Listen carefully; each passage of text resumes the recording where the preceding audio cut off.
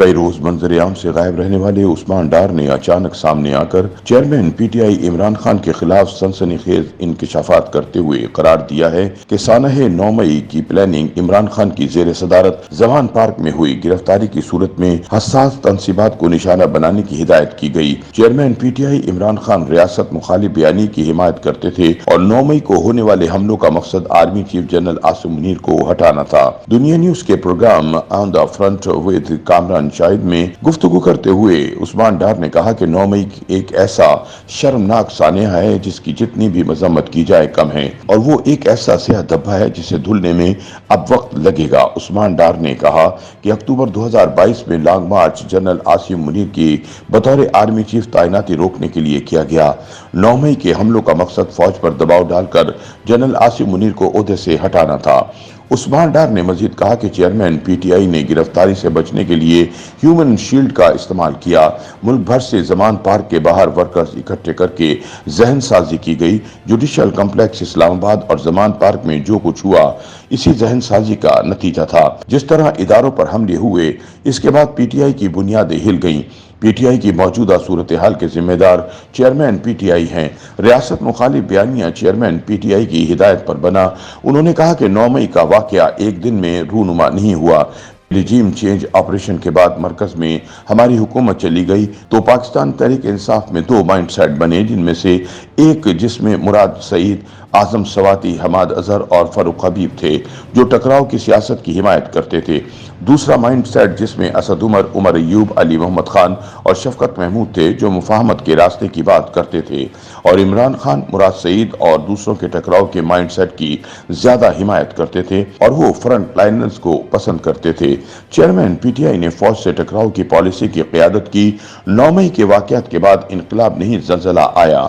9 मई एक शर्मनाक सानिया है जिसकी जितनी मजम्मत की जाए कम है। पार्टी के अंदर जिस माइंड सेट की बात कर रहा हूँ ये रियासत मुखालिफ बयानिया जिसकी सपोर्ट इमरान खान कर रहे थे और वो बन गया था।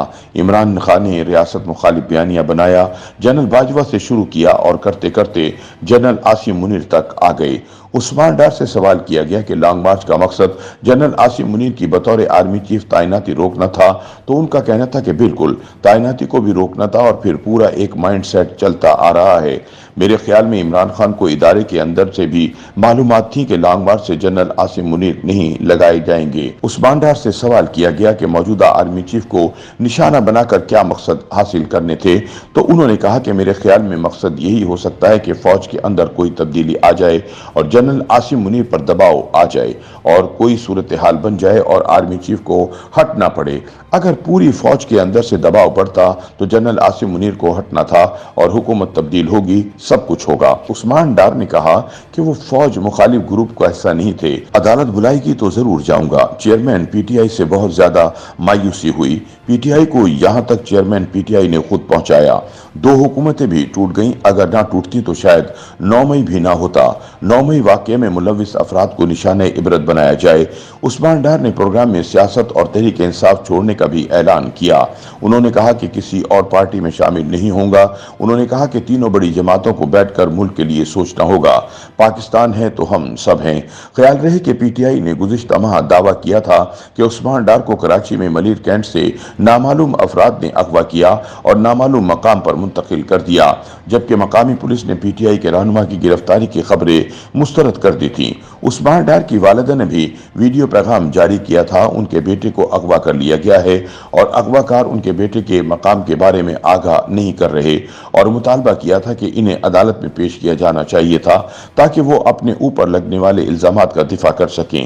एक रोज कबल सिंध हाई कोर्ट ने पुलिस को हिदायत की थी कि वो उस्मान डार की मुबैना अगवा के हवाले से अगर कोई जुर्म हुआ है तो मुकदमा दर्ज करें। ताहम वो 20 दिन के बाद अचानक दुनिया टीवी के प्रोग्राम में नमूदार हुए और इंटरव्यू में इमरान खान की रियासत मुखालिफ कार्रवाइयों को बेनकाब कर दिया।